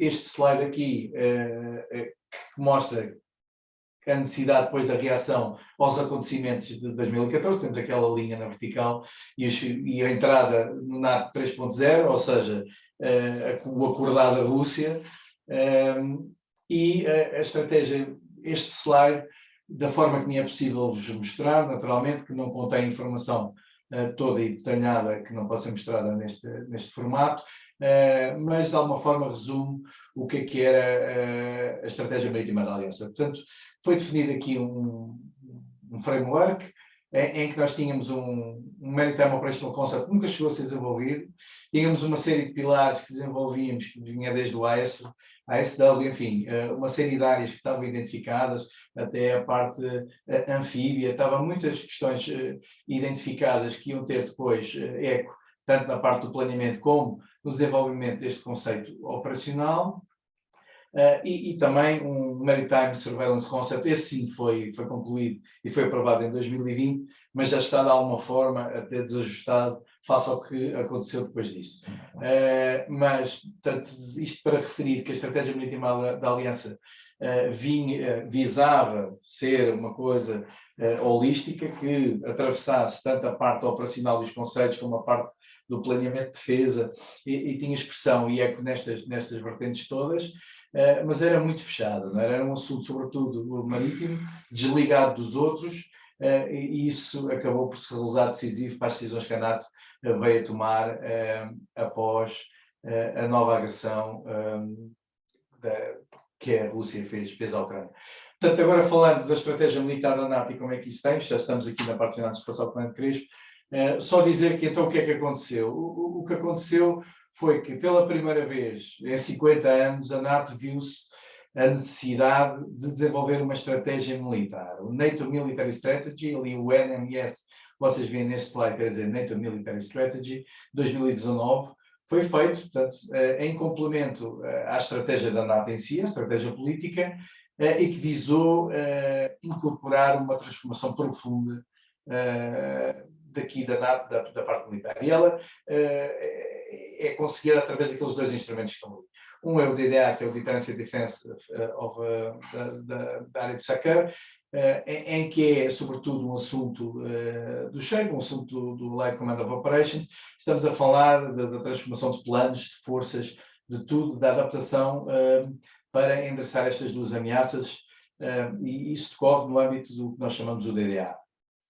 Por outro lado, da parte do ACT, da transformação, temos este NATO Warfighting Capstone Concept, que visa, então, num período temporal maior, desenvolver outras capacidades para a Aliança e lidar com os aspectos relacionados com a inovação e com a transformação.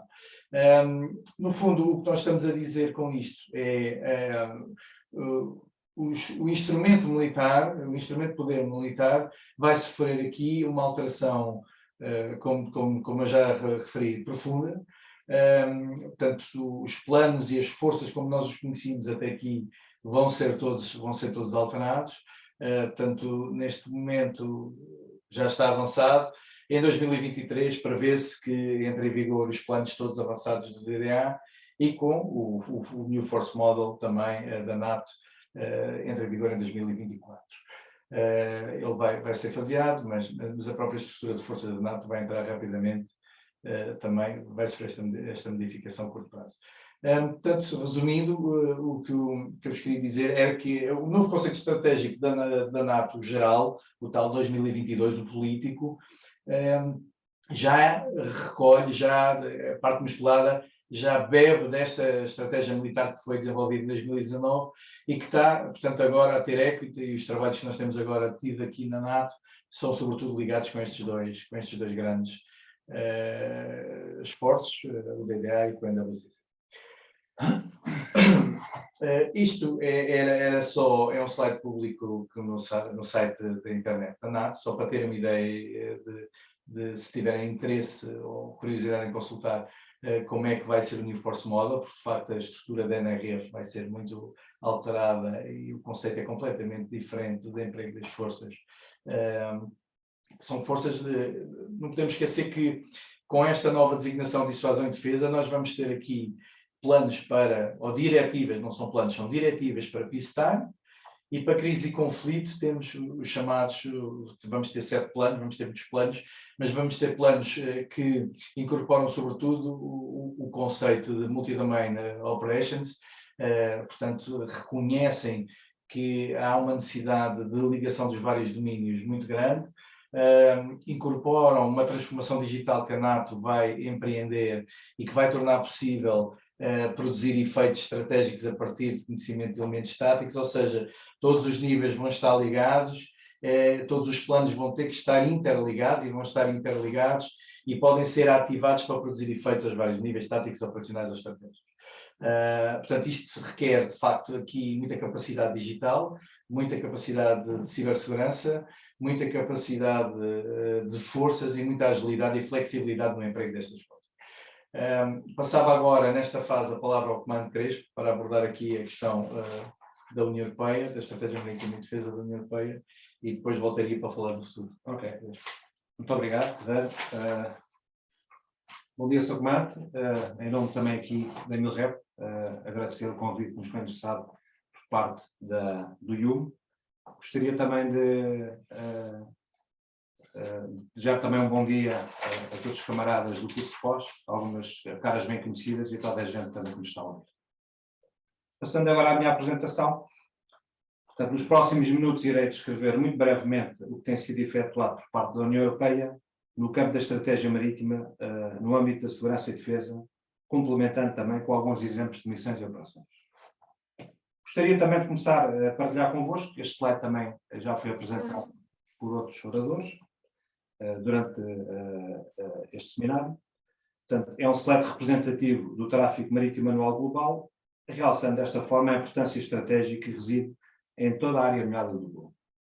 Saliento, da parte da União Europeia, 90% do seu comércio externo e do seu comércio interno, e 40% do seu comércio interno são transportados por via marítima, ou seja, a segurança dos mares e dos oceanos é de importância fundamental para o comércio livre, para a economia e para o nível de vida da União Europeia.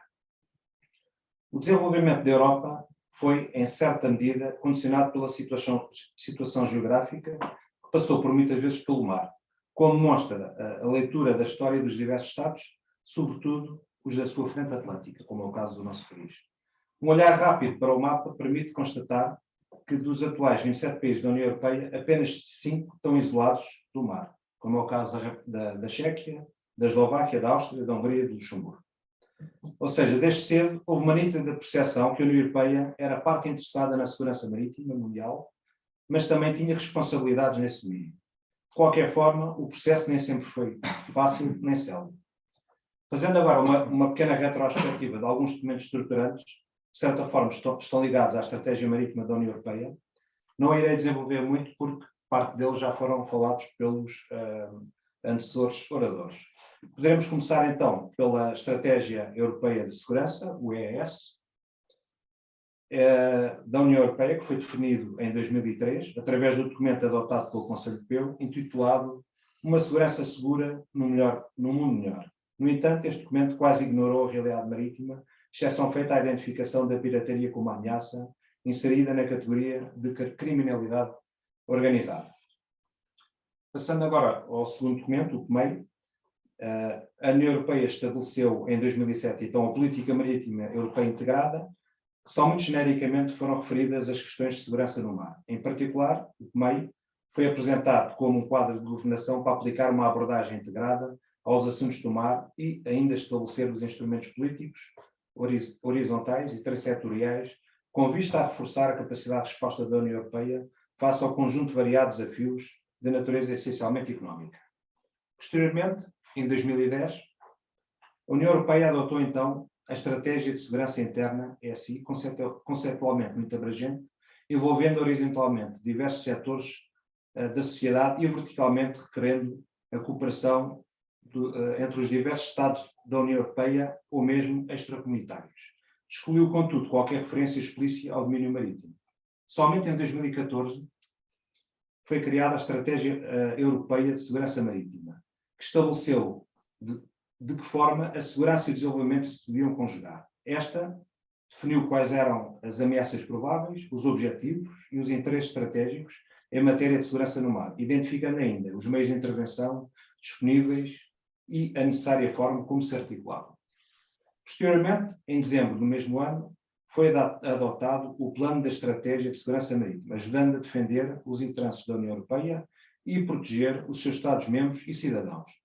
O plano de ação dava resposta aos riscos e ameaças marítimas mundiais, incluindo a criminalidade transfronteiriças e organizada, as ameaças à liberdade de navegação e à biodiversidade, a pesca ilegal também, não declarada e não regulamentada, ou à degradação ambiental causada por descargas ilegais ou acidentais. Em junho de 2018, este plano de ação foi revisto, reafirmando a União Europeia o seu papel de ator de segurança marítima mundial, promovendo a cooperação internacional, o multilateralismo marítimo e o Estado de Direito no mar, em consonância com as prioridades estratégicas identificadas na Estratégia Global da União Europeia. Já que foi falar também, como último documento, que não irei desenvolver, sobre a consulta pública da Estratégia Europeia para a Segurança Marítima, publicado recentemente há uma semana. Passando agora outro documento que gostaria também de apresentar. É um documento estruturante que foi também aprovado em março deste ano, que possivelmente já ouviram falar, que é a Bússola Estratégica. Este documento visa reforçar a segurança e a defesa da União Europeia até 2030, reforçando claramente a sua estratégia marítima. O objetivo da Bússola Estratégica é tornar a União Europeia um garante de segurança mais forte e mais capaz, protegendo os seus cidadãos e contribuindo para a paz e a segurança internacionais, reforçando ainda a sua autonomia estratégica e a sua capacidade de cooperar com parceiros, salvaguardando os seus valores e interesses. O atual ambiente de segurança mais hostil que se vive obrigou, assim, a União Europeia a dar um salto decisivo de forma a aumentar a sua capacidade e vontade de agir e a reforçar a sua resiliência e a investir mais e melhor nas suas capacidades de defesa. Para cumprir este desiderato, a Bússola Estratégica apresenta uma avaliação comum do ambiente estratégico em que a União Europeia opera e das ameaças e desafios com que se depara. Adicionalmente, o documento apresenta também propostas concretas e execuíveis com um calendário de execução muito preciso. O documento abrange todos os aspectos da política de segurança e defesa e está estruturado em torno de 4 grandes pilares que estão ali identificados no slide. O primeiro pilar, o pilar agir, tem como objetivo principal capacitar a União Europeia em agir de forma rápida e robusta sempre que uma crise ocorra, ou com os seus parceiros, se possível, ou sozinha, quando necessário. Para efeitos, estão previstas uma série de linhas de ação, onde somente irei destacar a que estão mais relacionadas com a estratégia marítima, como é o caso de uma realização regular de exercícios live-ex na terra e no mar, o reforço das missões e operações civis e militares da política comum de defesa e segurança, promovendo um processo decisório rápido e mais flexível, agindo de forma mais sólida e assegurando uma maior solidariedade financeira. E a utilização plena do mecanismo europeu de apoio à paz para apoiar os parceiros. O segundo pilar, identificado como garantir a segurança, tem como objetivo principal aumentar a capacidade da União Europeia em antecipar ameaças, garantindo um acesso seguro a domínios estratégicos, protegendo os seus cidadãos. Para este efeito, estão previstas uma série de linhas de ação, onde irei também destacar as que estão mais relacionadas com a estratégia marítima, iria identificar somente uma, que é reforçar o papel da União Europeia enquanto interveniente no domínio da segurança marítima, incluindo o projeto das presenças marítimas coordenadas, que desenvolverei um bocadinho mais à frente. O terceiro pilar será o investir. Tem como objetivo principal investir mais e melhor em capacidades e tecnologias inovadoras, comatar lacunas estratégicas e reduzir as dependências tecnológicas e industriais. Para este efeito estão previstas uma série de linhas de ação, irei também identificar aquelas que estão mais relacionadas com a estratégia marítima, como é o caso do fornecimento de incentivos adicionais para os Estados-membros participarem no desenvolvimento colaborativo de capacidades e investirem coletivamente em facilitadores de força e capacidades de próxima geração para operar na terra, no mar e no ar, bem como no ciberespaço e no espaço exterior. Um bom exemplo disto, que já devem ter ouvido falar, são os projetos PESCO da União Europeia. Vou-vos dar aqui um exemplo de um que é liderado por Portugal, que existe desde 2019, que é o Maritime Nomadic Anti-Submarine System, que é o MUSAS. É liderado por Portugal, conforme referi, e com a participação da Bélgica, Itália e Grécia. O quarto e último pilar é o caso das parcerias, que tem como objetivo principal reforçar a cooperação da União Europeia com os parceiros, de forma a enfrentar ameaças e desafios comuns. Também estão previstas uma série de linhas de ação, onde irei destacar somente, como por exemplo o reforço da cooperação com parceiros estratégicos como a NATO, como a ONU e os parceiros regionais, e o desenvolvimento em parcerias adaptadas nos Balcãs Ocidentais, na nossa vizinhança oriental e meridional, em África, etc. Olhando para as diversas linhas de ação elencadas ao longo dos 4 pilares, podemos sim afirmar que a União Europeia irá continuar a contribuir ativamente para a segurança dos mares e oceanos em diversas partes do mundo, recorrendo a alguns dos instrumentos à sua disposição, tais como o Instrumento para a Paz e a Estabilidade e o Fundo Europeu de Defesa, bem como as suas políticas, nomeadamente a Política Comum de Segurança e Defesa. Irei seguidamente dar rapidamente alguns exemplos de missões da União Europeia relacionadas com esta estratégia marítima, no âmbito da segurança e defesa. Começando pela vossa bem conhecida EUNAVFOR Med Irini, que foi criada em 2020. Saliento que no mesmo dia que esta foi iniciada, foi finalizada a antiga operação EUNAVFOR Med Sofia, que durante quase 5 anos a Operação Sofia enfrentou um ambiente frequentemente difícil para combater a introdução clandestina de migrantes e o tráfico de seres humanos.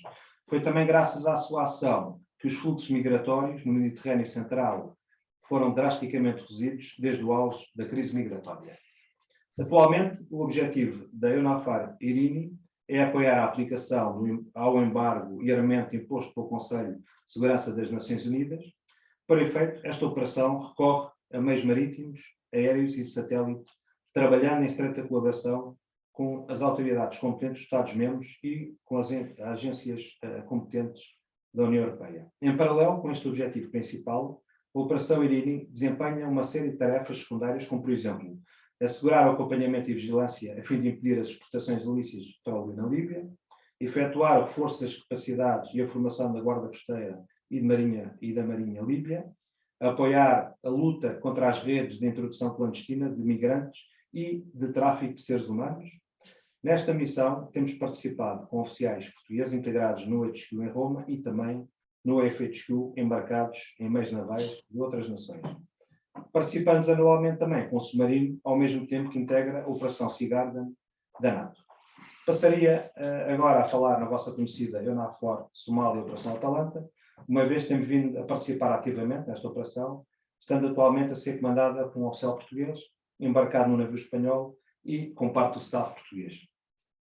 Desde a sua criação em finais de 2008, em resposta ao aumento dos níveis de pirataria no Oceano Índico Ocidental, a Operação Atalanta tem contribuído muito significativamente para a repressão da pirataria, bem como para a proteção dos navios do Programa Alimentar Mundial, da Missão Africana na Somália, a AMISOM, e de outros navios vulneráveis. A operação previne e reprime atos de pirataria e os assaltos à mão armada no mar, reduzindo assim as ameaças para a comunidade marítima internacional. Além disso, a operação tem acompanhado as atividades de pesca ao largo da costa somala e apoiado outras missões da Política Comum de Segurança e Defesa e da União Europeia e de outras organizações internacionais que trabalham para reforçar a segurança e a capacidade marítimas na região.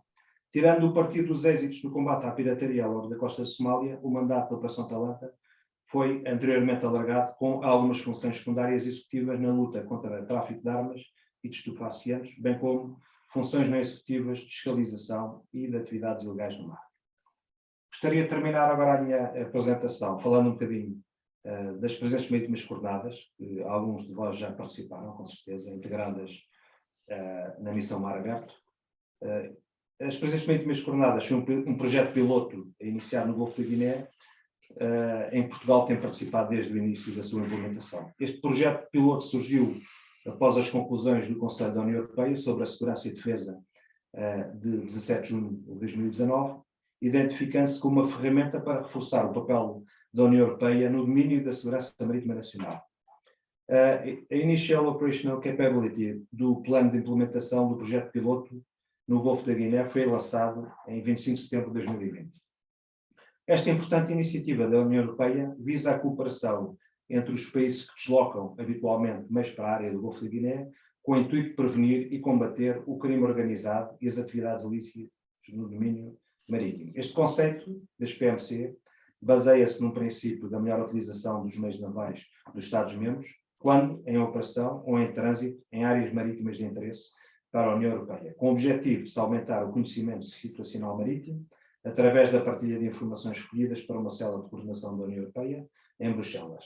Adicionalmente, visa fomentar a cooperação internacional com diversas organizações e entidades interregionais no domínio da segurança marítima.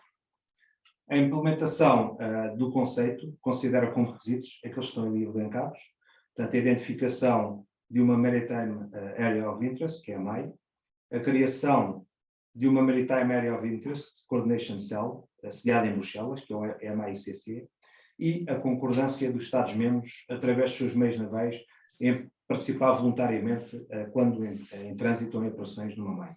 É de realçar que, em termos de comando e controle, os meios navais são sempre mantidos sob a respectiva autoridade nacional. Por último, relativamente ao plano de implementação deste projeto piloto, foram considerados essenciais a existência destes dois pilares.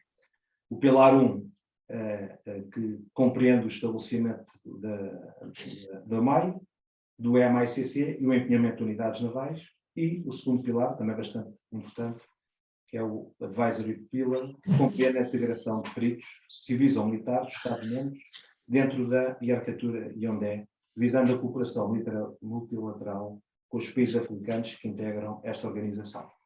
E, não me alongando mais, vou passar a palavra novamente ao Comandante Guerreiro para falar sobre algumas conclusões. Obrigado. Voltando agora aqui um bocadinho, e vou correr o risco de voltar só um bocadinho atrás, sabendo que estamos todos com vontade de ir almoçar, para apresentar este slide, que é isto parte lança ao futuro a partir do presente, e recordar aquilo que vos falei, de que portanto, a NATO tinha uma organização, sobretudo territorial, ao nível do seu comando, da sua estrutura de comando e controle, dos seus próprios planos e as suas atividades militares, no primeiro período. Passámos depois para uma fase, sobretudo marcada em 2014, com a invasão da Crimeia, em que a NATO percebeu que isso não era suficiente para a dissuasão e então implementou um novo modelo de forças, mas também chamadas Stellar Forward Presence e as Assurance Measures, portanto, são medidas dedicadas ao reforço da vigilância e, no fundo, são instrumentos de dissuasão. E agora, com a invasão da Ucrânia em fevereiro, em 24 de fevereiro de 2023, o que provocou foi esta reação, em que pela primeira vez foram ativados os planos de defesa que nós temos, os chamados Graduated Response Plans, foram ativados na sua fase 1, e que foram também adotadas medidas de long-term posture por parte da Aliança, que visam de facto o reforço do flanco leste de uma forma muito notória e evidente, acompanhada das outras medidas que não podem ser, enfim, definidas ou partilhadas aqui neste formato, mas que marcam uma transformação profunda da aliança. Portanto, o que vínhamos foi anteciparmos aquela transformação que já estava a decorrer por via da implementação do DDA, que é o Deterrence and Defense da Euro-Atlântica Área, que eram as medidas que, como eu recordo, tinham a ver com os planos, com a organização, com a parte militar, com as forças. Também a outra do NWCC, que é o Network Fighting Capstone Concept, mais ligada à transformação e à inovação. Todas essas work strands começaram a ganhar aqui uma velocidade muito mais elevada e foram feitas algumas priorizações, entre as quais isso levou, de facto, a estratégia marítima da Aliança que estava a ser adotada fosse de alguma forma absorvida por esta nova transformação. E tem sobretudo a ver também, como eu falei, com esta questão do Multi-Domain Operations, que é muito... existe um conceito inicial já na NATO, e que é o futuro e que neste momento já está a ser, as atividades da NATO neste momento já se desenvolvem um bocadinho sobre esse conceito. É um conceito que vai para além do conceito de jointness que nós conhecemos, que era um conceito também de natureza de teatro, sobretudo operacional e muito ligado à geografia. O conceito de multi-domain, de facto, liga todos os domínios através desta rede, este enablement digital que permite que isso aconteça, mas que liga não só o instrumento militar, mas também outros instrumentos de poder que concorrem para produzir um determinado efeito, seja a nível tático, operacional ou estratégico, e que asseguram que nós, de facto, com menos recursos, mas com mais troca de informação, mais articulação, mais flexibilidade, conseguimos atingir, se calhar, até outros efeitos que desejamos provocar no adversário. Portanto, esta foi a grande transformação e aparece aqui o presente e o futuro, porque esta é a passagem. O futuro, pelo menos o futuro nos próximos anos, vai ser marcado por esta presença visível no flanco leste e esta transformação que é conhecida dos 8 batalhões, enfim, mais outras questões que são públicas, que estão ali neste slide da internet da NATO, portanto, se vieram para ficar. Relativamente ao futuro e a parte marítima, eu deixava aqui só mais 2 slides para terminar. Este, que a parte do enablement e reinforcement através do mar continua a ser um assunto decisivo. Falar também aqui da questão da vigilância das atividades, sobre os espaços marítimos, que também vão ganhar outra importância e vão, aliado, agarrado a essa importância que terão, ou que já é reconhecida nos novos planos, virão os requisitos militares para garantir que essa vigilância persistente possa ser efetuada. E depois outro aspecto muito na ordem do dia, sobretudo política, que é a questão do underwater e da proteção das infraestruturas críticas submarinas, não só as de comunicações, mas também, estamos a falar também naturalmente dos gasodutos e das ligações energéticas submarinas, as que existem agora e as que se querem construir no futuro. Portanto, isso vai também ser um assunto muito importante e ganha uma importância muito grande. Está vertida claramente no conceito estratégico, está em todos os documentos políticos e militares da NATO, portanto, terá que haver, a NATO vai olhar para esta parte do underwater e da coluna d'água com muita atenção nos próximos anos. Creio que este não é o último, é o penúltimo slide, que também, sobre o futuro, só para dar uma ideia, porque a questão da segurança marítima é uma questão que também é chave para Portugal e que tem sido insistentemente referida por Portugal ao nível militar e ao nível político. Ela foi, graças também a muita intervenção da nossa parte, foi mantida.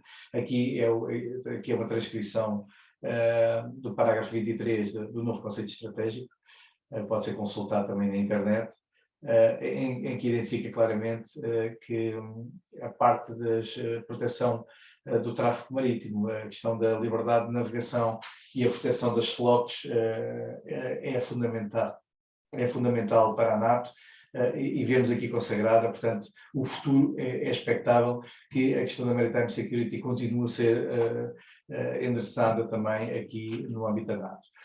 E com isto, eu e aqui o camarada Crespo colocamos à inteira disposição para questões que possam ter, e agradecemos mais uma vez o convite que nos foi formulado.